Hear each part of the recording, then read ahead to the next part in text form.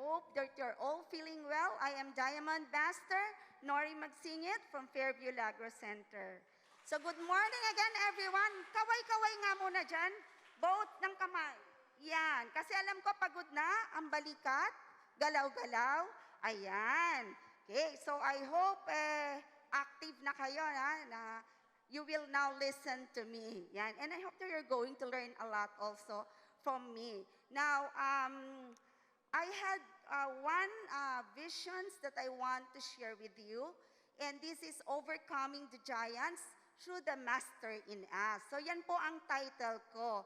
And this is to motivate all of you. But of course, before that, I want to say hello po pala sa aking mga business partners out there. Nandun sila nanonood via Facebook Live as well as via YouTube channel. And of course, those who are here, our Fairview Lagro Center business partners and our Kalayaan business partners are also here. Ayan. So, sino po ang mga bago dito? New members. Ayan. Wow! Congratulations! Yes. So, I can share now to you and listen to me, to my journey. And for those who know who am I here, you just stay put and continue to listen. Okay. So, ayaw po. Ayan. So, makikita niyo po ba my face? Diba? Payat pa po ako niyan. Okay, so I want to share with you my story. Why am I become an Atomy member? Bakit po ako full-fledged Atomyan? And why is it I become an auto sales master in Atomy? So, I called it as behind the half Mexican and half Chinese me. Bakit kaya? Dati po pantayan. Pero bakit kaya? What's the reason behind? Okay, so this is what happened. In 2012, okay, I was diagnosed of having cancer. I have my thyroid cancer. According to the doctor, oh, that's fine, Nori, thyroid cancer, you will live up to 100 years. No, not on my cancer. Why? Because it's easily metastasized. So I was really advocating the role of and modeling of nursing because I am a nurse by profession. And right now I am one of the director of nursing in a big tertiary hospital also. Bakit ako nandito sa Atomy, right? Okay, so I have all the medical benefits that I have. Pero because of my cancer, okay, I'm here in Atomy. Yeah? Okay, so I was really battling. I had my first operation. Okay, but I have to live my balanced life. They removed my thyroid of 2012. So I was diagnosed November of 2012. December, they removed my thyroid. I had series of radiation. So imagine every 2 months, I had blood extraction. They have to monitor my thyroglobulin level or the cancer cell inside my blood. And it's really tremendously increasing. Dumadami siya. So every 6 months, I really have to undergo a radiation therapy. And my body was really deteriorating that time because of the radiation effect. The radiation effect is that you keep on vomiting. What else? All the electrolytes in your body, babagsak yan. Ano yon? Sodium, calcium, potassium, lahat yan. And those components, kailangan po sa heart yan. Pag bumagsak yan, ano mangyayari sa'yo? Magka-cardiac arrest ka. Diba? So, sige.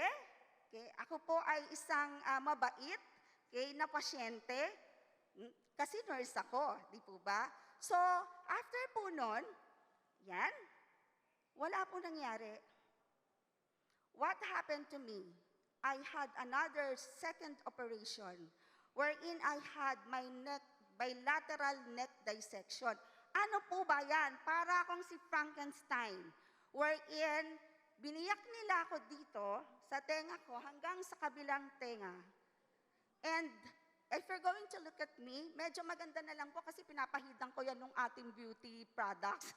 Kaya sobrang na siya, kakulay ko na po siya.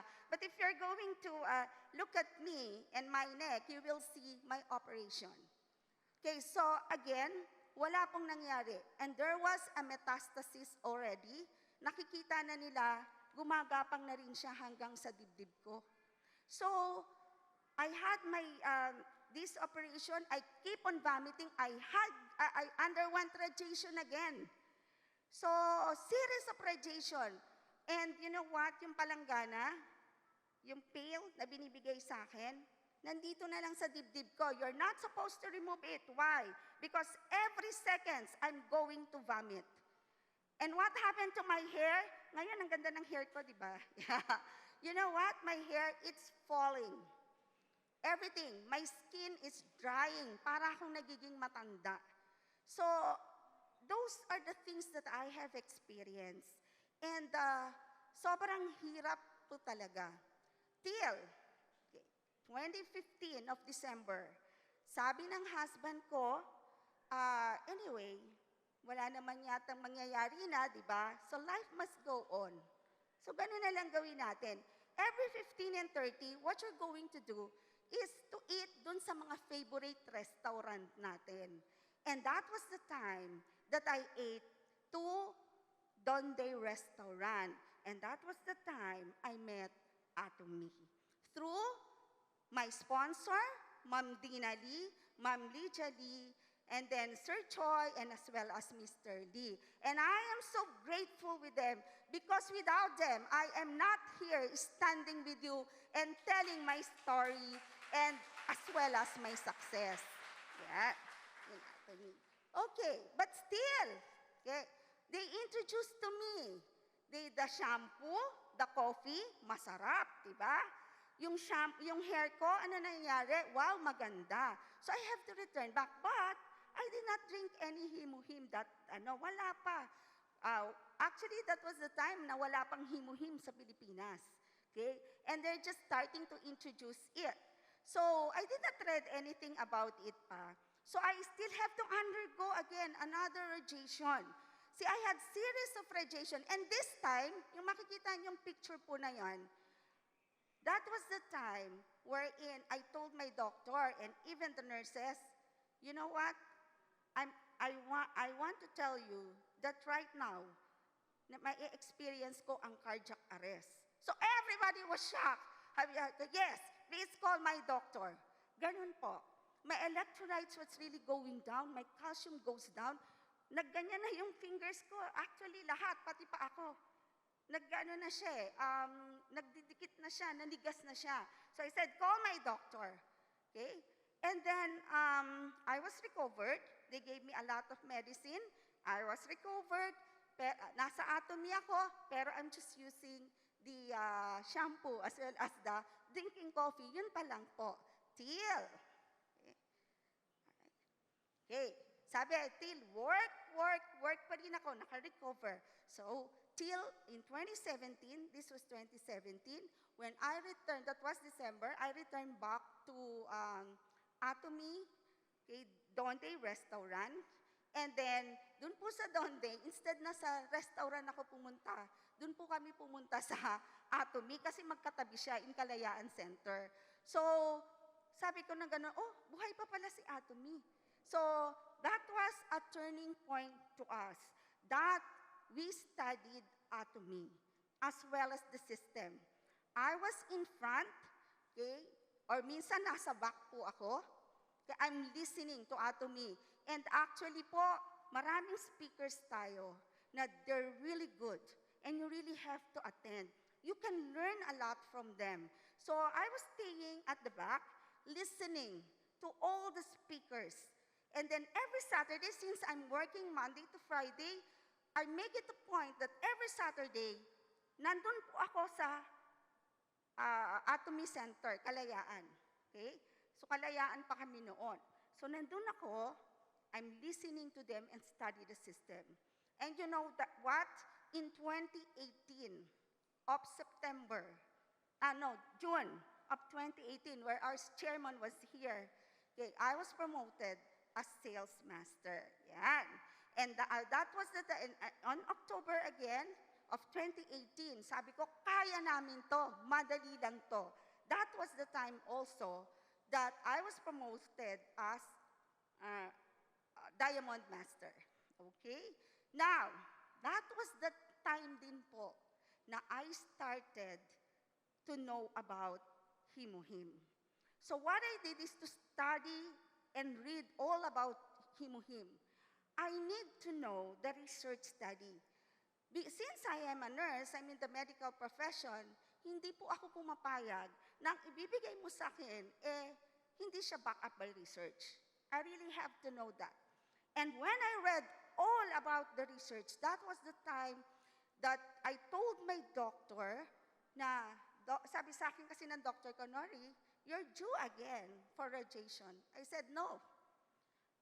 Doktora, is it okay if I'm going to use this? Yan po ang tinake ko. Yan. The Himuhim, the Alaska Omega-3, the color food, the vitamin C, probiotics, and milk T6 for 6 months. Why 6 months? Because 120 days, yun po yung nagpapalit ang blood natin.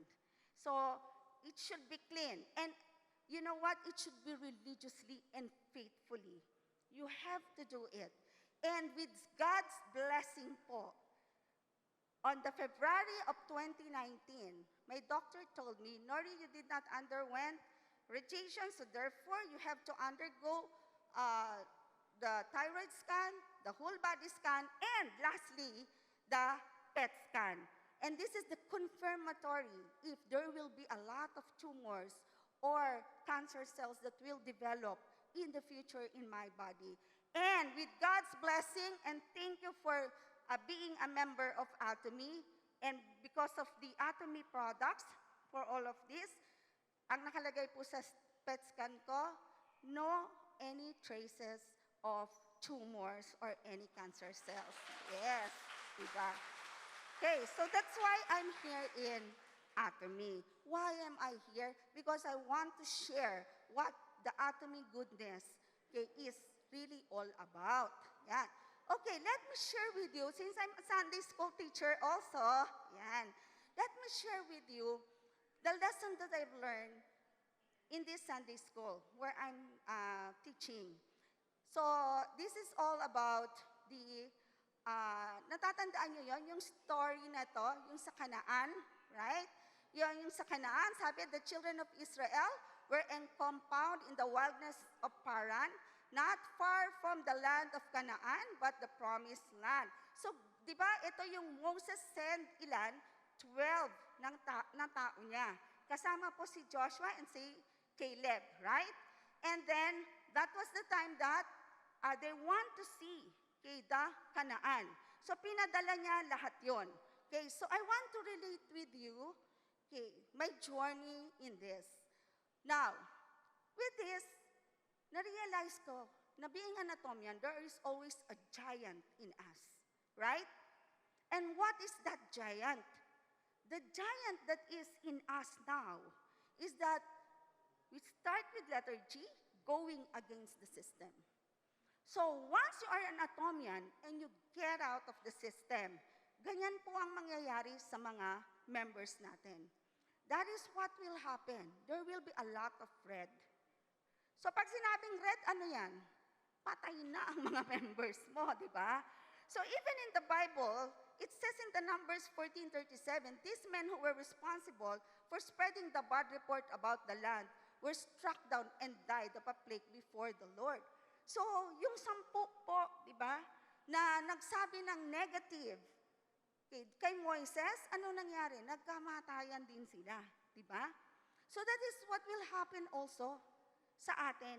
If we are an Atomians and you get out of the system, you always look at your sponsor, okay, laging sinisisi mo siya, you're always blaming your sponsor, mamamatay po ang mga members natin. So what you're going to do, you have to look up, down, pababa. Ano ba ang nangyayari na sa members ko? Okay? So that's the first G.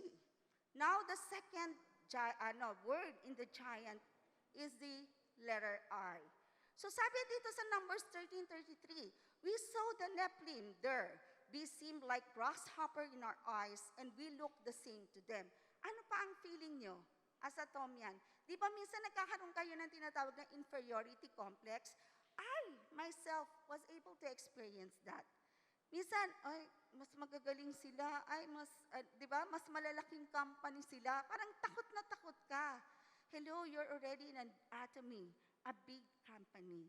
Mamaya po, we'll have to take a look yung positive thing in order for us to overcome these giants. So sabihin mo, hindi ako nag-aral. Diba? Hindi ako nag-aral. Ano lang ako? Hanggang high school lang ako. No. Okay. Hindi po kailangan ang mataas ang pinag-aralan sa Atomy. Okay. Another is the letter A. So sabi dito is the anxiety and fear. Takot tayo mag-share. Right? Sa ngayon, tingnan nyo yung katabi nyo. Takot ka ba? Sabihin mo, takot ka ba mag-share? Diba? Pero sa totoo lang, takot ka nga. Diba? Because you're going to look at other companies, diba? Na they're so big. Minsan, yung mga boss mo, ayaw mo nga sabihan eh. And you know what? I want to share with you, even the president of our company, na isama ko as an Atomian. Imagine, di ba? Because you have to overcome this, the anxiety and fear. Sabi nga dito we can attack these people, they are stronger than we are. Pag yun ang sinasabi nyo na, ay hindi, nakakatakot sila, wala pong mangyayari sa atin, sa Atomy. Diba? So kung yan pong fear and anxiety ang iniisip nyo, tanggalin po natin yan. Because those are giants in us. Okay? What else? The negative and ungrateful things. Lagi mong sinisisi sponsor mo. Kasi si sponsor di ba? What else? Kasi siya Kasi hindi niya ako binigyan Yung mga ganun ba? Di ba? Sabi nga dito sa Numbers, di ba? 13, 27, 28. Where we went into the land to which we sent us, and it does flow with milk and honey. But the people who live there are powerful, and the cities are fortified and very large. So, takot na takot sila. Diba? Ano pa, puro negative things. If that is what you're going to think, to say, na you are now here in the Atomy, wala pong mangyayari sa atin. Yeah? You cannot get your vision at all. So you have to, yung negative things mo, yung mga ungratefulness mo, pag yan po ang ginawa nyo, nandyan lang po kayo, nakaupo na lang po kayo at mamaya magre-red na kayo. Di po ba? Yan. Okay, so another is overcoming the T. And what is this? This is the terrifying spirit. Ito yung takot na takot ka. And even during the time of Moses, yung 10 yon, kinatao, takot na takot sila, na-terrify sila because they're going to deal with giants. At sino ka ba? Tayo. Being an Atomians, we're going out and we're going to see a lot of big companies, a lot of MLN company. Nata-terrify ka ba? Diba? Or, yung bang scary ba sila? Because ang tagal na nila dito sa atin. I think we have to overcome this terrifying spirit and scaring thing because nothing again will happen to us in Atomy. So another is the skepticism or doubt. Gagaling ba talaga ako dyan sa product na yan?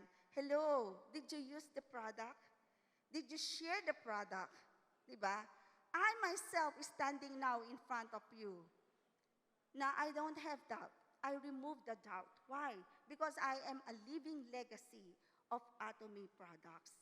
So, all our Atomy products po, do not be doubtful. Huwag kayong mag-doubt. And what you're going to do, dapat po yan, you experience it. You use it. Yun ang gawin nyo. Yan. Okay?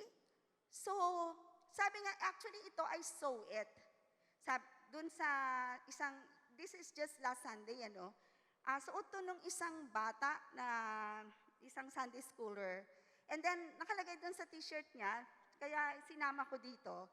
Sa atin kasi, what does 100% at work means to you? Ano ba ang 100% na work sa inyo? Is it always 12% every Monday, 23% ng Tuesday, 40% Wednesday, 20% Thursday, and 5% Friday? That makes it, ibig sabihin, 1 week nyo lang pala. No, being an Atomian, dapat 100% every day. So everything is a choice to you. The work that you're going to do now should always be 100%.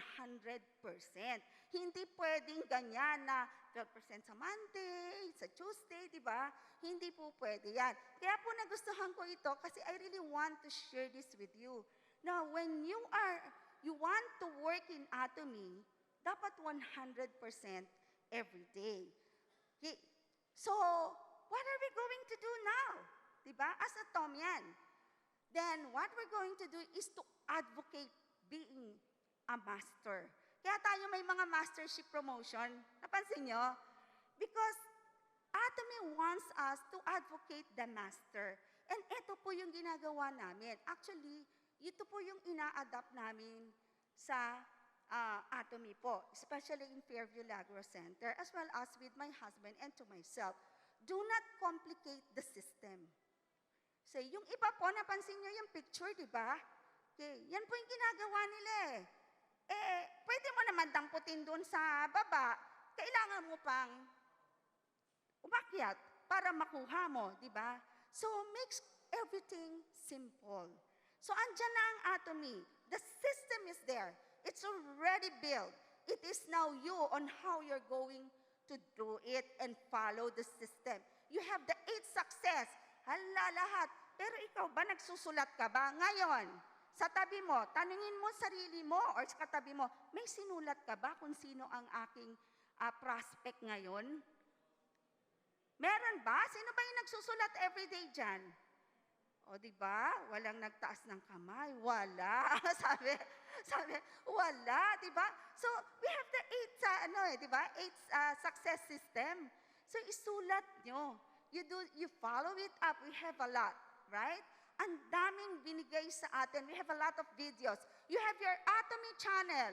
You have your own website. Did you browse it?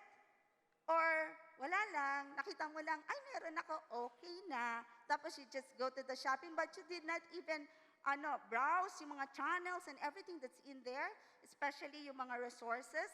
Okay, you will learn a lot on that. You have to watch the TV also. Another is what we call as A, in advocating the master. And what is that? Being assertive. So in being assertive, meaning, hindi pwedeng lahat iasa mo kay sponsor. Right? What you need to do is to look at your people down your lines. Not at the up, but the down. How would I learn? How would I help them? How would I motivate them? And how would I handle them? Diba? You have to have self-confidence. So pagtayo pa lang dito, self-confidence na yan, diba? Kakabahan ka talaga ng husto. Okay? But you must have a self-confidence on sharing it to other people.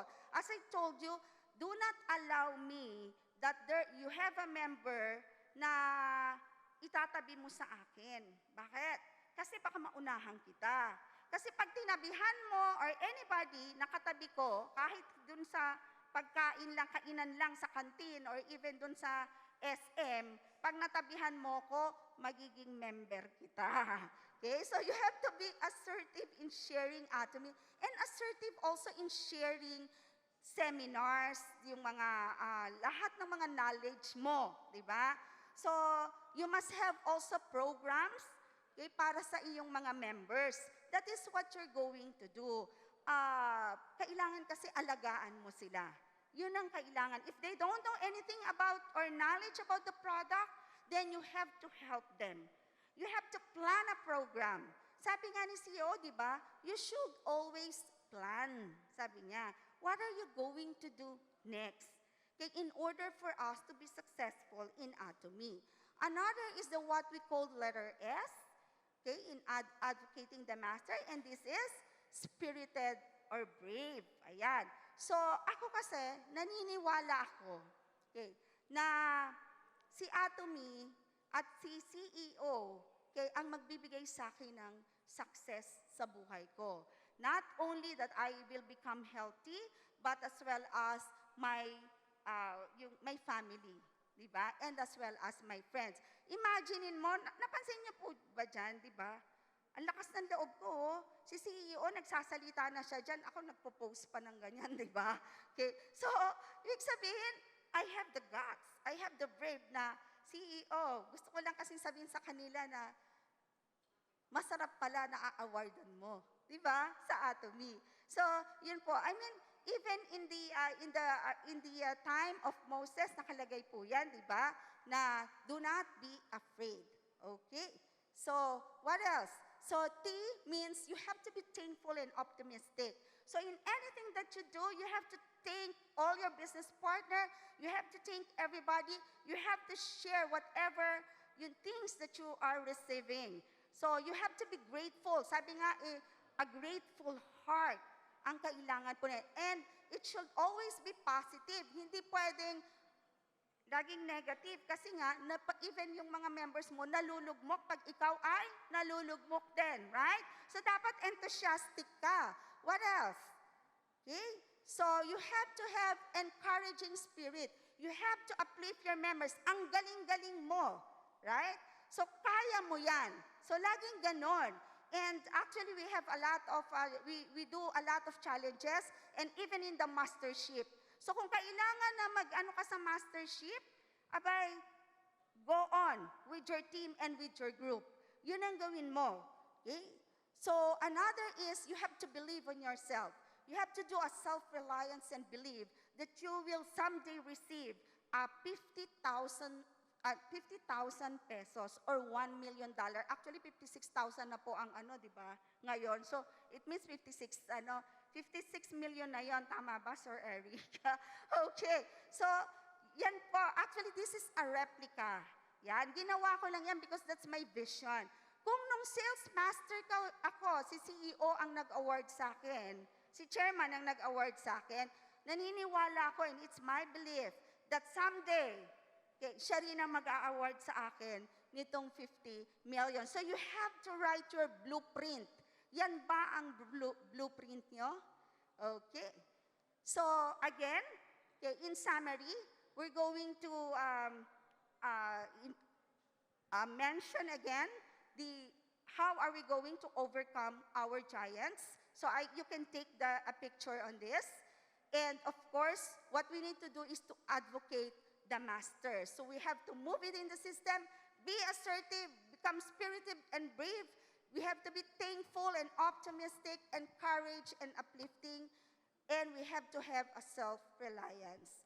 And of course, okay, sabi nga ni COO, the system built in Atomy covers everything that you have ever need, and it's enough for you to succeed. 99% is already built, 1% na lang po ang natitira sa atin. Okay. So, again, okay, this will be my last 2 slides. So, the distance between your dream and reality is called action. So, faith without action is nothing, right? So, you have to act now. And of course, always remember that you have to thank the Lord for everything that you do and in anything that you do. So that's all for now. I am Norilee Magsingit, Diamond Master from Fairview Lago Center.